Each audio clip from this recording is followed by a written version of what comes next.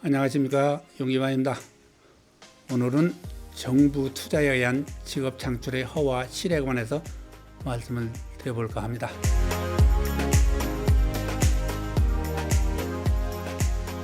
경기가 부진해지면 정부에서는 그 경기 부양을 하기 위해서 정부 공사도 발주를 늘리고 현금도 풀고 이자도 내리고 복지도 늘려서 부양을 열심히 해봅니다. 그렇지만은 사실은 정부에서 내린 이자율이라든지 이 직업 창출을 위한 그 정부 공사 발주 같은 걸로 인해서 일반 서민에게 영향을 미치는 영향은 굉장히 미미합니다.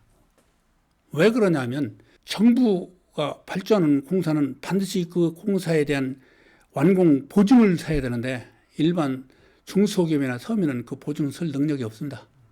그래서 그 능력을 갖춘 대기업만이 정부 공사를 할 수 있는 것이죠. 그 다음에 정부에서 현금을 풀고 그 다음에 이자율을 낮추고 해도 이게 소용이 없는 게 정부에서 푼 현금을 서민이 갖다 쓸 능력이 없어요. 그리고 낮은 이자라고 해서 서민들이 그 낮은 이자를 정부에서 푼 낮은 이자율의 용자를 갖다 쓸 능력이 없습니다. 왜 그러냐면 그걸 되갚을 만한 서류상으로 보증 서류를 만들어야 되는데 서민에는 그럴 능력이 없어요. 그러면 그 정부 공사는 아까도 얘기했지만 대기업들이 다 가져가고 정부에서 낮은 이자로 풀어온 현금들은 역시 대기업밖에 가져갈 수가 없어. 서민들은 그걸 가져갈 수가 없어요. 갖다 쓸 수가 없어요. 그런데 서민에게는 정부가 무슨 정책을 하든 아무런 영향을 미치지 못한다 이런 얘기입니다. 그리고 정부에서 이제 발주하는 공사도 마찬가지로 옛날 같으면 노동자를 고용해가지고 삽으로 이제 콘크리트 비비고 땅도 파고 그랬는데 요즘은 이 기계 장비들이 발달해서 기계 장비 하나가 옛날에 한 400~500명 일을 해냅니다.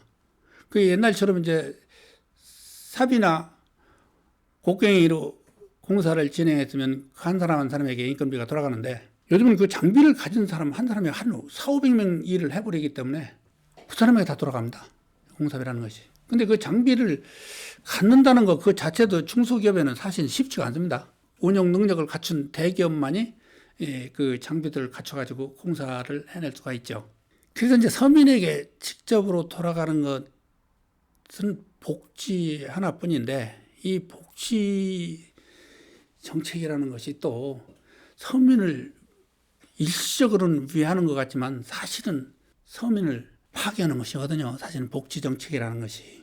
아시겠지만 복지 정책을 잘 운영한 나라들을 보면은 그 사람들이 공평하게 잘 살아야 되는데 사실은 복지 정책을 운영한 나라들은 다 어려움에 처해 있습니다. 지금 베네수엘라가 그렇고 아르헨티나가 그렇고 그리스가 그렇고 이태리가 그렇고 스페인도 그렇고 그걸 어떻게 설명하겠습니까?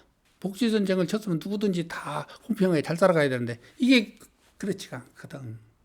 왜 그러냐면 복지를 하기 위해서는 정부에서 그 복지금을 조달을 해야 되는데 그 조달을 누구한테 하느냐? 다시 서민의 경제 활동을 통해서 세금으로 걷어들인단 말이에요. 그러니까 이게 문어 제다리 잘라먹는 식이야. 이 복지 정책이라는 것이. 그래서 내가 보기에 지금까지 정부에서 이 경기 부양을 위해서 여러 가지 시도를 해봤지만 그 시도들이 성공을 거뒀더라면 지금 부경길 리가 없거든. 지금 다 홍해야 되거든. 근데 그 많은 정부의 노력에도 불구하고 경기는 더 나빠지고 있단 말이에요. 현실적으로. 이걸 뭘로 설명하겠습니까? 차차로 내가 그걸 왜 그런지를 설명해 드리겠습니다.